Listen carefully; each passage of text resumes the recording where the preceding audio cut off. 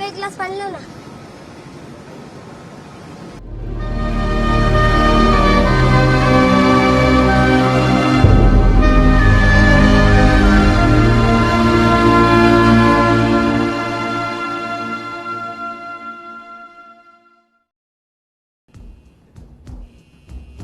...2003 ये वो साल था जब भारतीय सिनेमा की सबसे महान फिल्म ने सिनेमा घरों में दस्तक दी, पर अनफॉर्चुनेटली ये कहीं खो गई। लेकिन आज अपनी रिलीज के 21 साल बाद भी इसकी मिसाल दी जाती है, जहां कुछ लोग इसे मास्टरपीस कहते हैं तो कुछ अपने समय से कई आगे की फिल्म। एक ऐसी फिल्म जो न केवल हमारे दिलों को छू जाती है बल्कि हमें कई सबक भी देती है। आशुतोष गोवारिकर द्वारा रिटन एंड डायरेक्टेड मेरे गुरु के जीवन की सबसे बेमिसाल और कल्ट फिल्मों में से एक, स्वदेश। तो आज हम लोग इसे रिवॉच करेंगे और ये समझने की कोशिश करेंगे कि आखिर ये मास्टरपीस हमें दिखाना क्या चाहती है और समझाना क्या चाहती है। एंड हाँ यार, it's totally my interpretation, my opinion. तो अगर तुम लोग इससे डिसएग्री करते हो then you can definitely criticise me, but yes, stick around to the end of this video.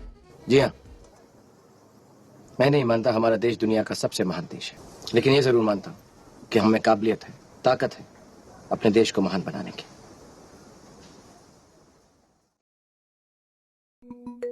तो स्वदेश इज दैट फिल्म जहां कोई एक हीरो ना होकर सब हीरो हैं। मोहन भार्गव एक सक्सेसफुल नासा साइंटिस्ट है जो कि इस वक्त एक बहुत ही इंपॉर्टेंट प्रोजेक्ट पे काम कर रहा है। He is talented, hard working and has everything. उसे जल्द ही अमेरिकन सिटीजनशिप भी मिलने वाली है। लेकिन पिछले कुछ वक्त से एक ऐसी चीज है जो उसे बहुत परेशान कर रही है। तुझे कावेरी अम्मा याद है? कावेरी अम्मा ही वो डोर है जो मोहन के बचपन की यादों को पिरोए है, और मोहन को इस बात का एहसास हो रहा है कि आज उसके पास सब है पर कोई अपना नहीं, कोई ऐसा नहीं है जिसके साथ वो अपना सुख दुख बांट सके। और इससे भी बड़ी चीज ये है कि उसकी आंखों में खुद के लिए गुस्सा और खेद है। हम सभी खुद की जिंदगी संवारने में लग जाते हैं और इस दौड़ में इतना आगे निकल जाते हैं कि बाकी सब भूल जाते हैं, अपनों से इतना दूर निकल आते हैं कि कुछ दिखाई नहीं देता। तो मोहन कावेरी अम्मा से मिलने भारत वापस आता है। जब वो कावेरी अम्मा को ढूंढता हुआ ओल्ड एज होम पहुंचता है तो यहाँ हमें ये समझ में आता है कि कैसे इस उम्र में उन्हें सिर्फ अपनों की जरूरत होती है, पर उन्हें वही नहीं मिल पाते। वरना हम बुड्ढों को कौन पूछता है।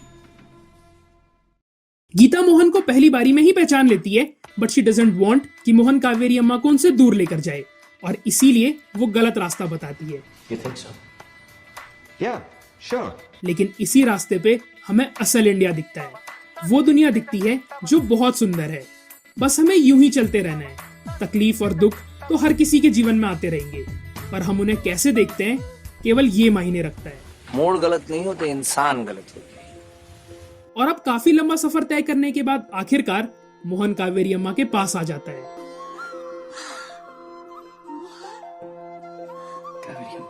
वो भले ही कहीं भी रहे और कितना भी इनकार करे, पर वो संस्कार आज भी उसमें जीवित है। कावेरी अम्मा समझ जाती है कि मोहन उन्हें अमेरिका की हर सुख सुविधा देना चाहता है। वो सही है, पर अभी भी एक चीज ऐसी है जिसका एहसास दिलाना उसे बहुत जरूरी है। अभी बिजली नहीं है।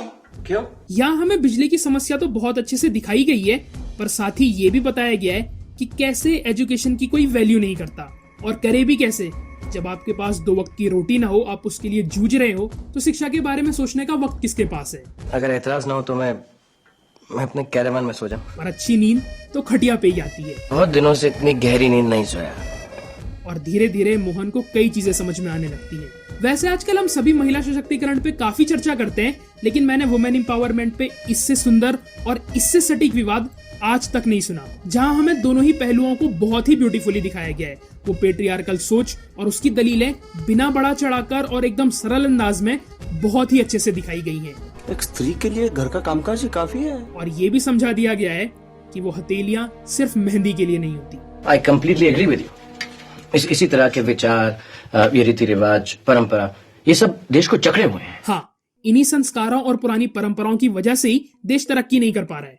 इन्हीं की वजह से अशिक्षा है, और उसकी वजह से गरीबी, क्योंकि अशिक्षा और गरीबी का तो चोली दामन का रिश्ता है।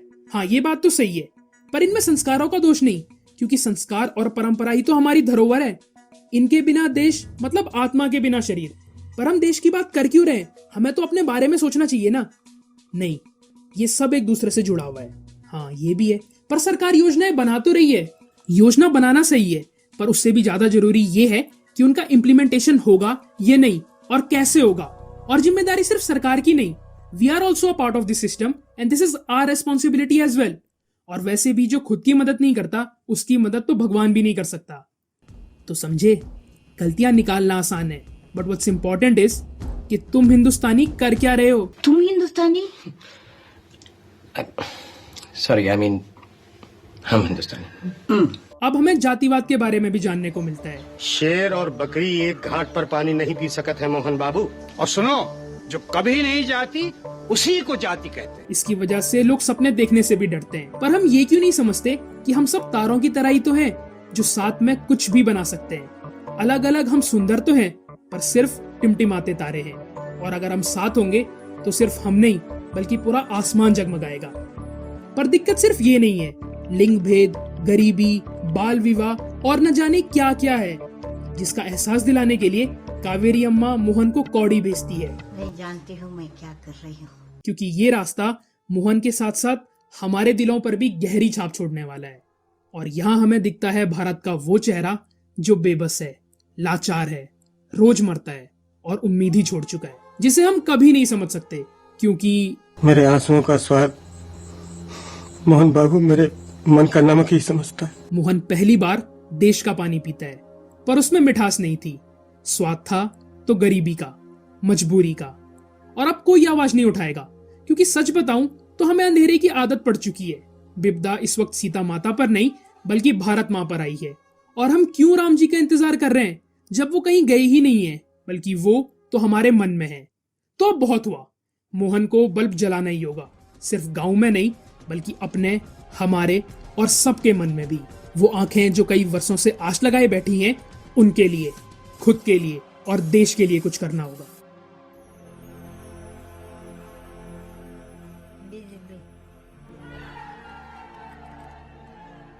लेकिन हम तो भूल ही गए थे कि तुम परदेसी हो। तो अब मोहन को जाना होगा, पर वो खाली हाथ नहीं जा रहा है। उसके साथ है हमारे देश के संस्कार और परंपराएं, इस देश की नींव। ये सब तुम्हें हमारी याद दिलाएंगी और शायद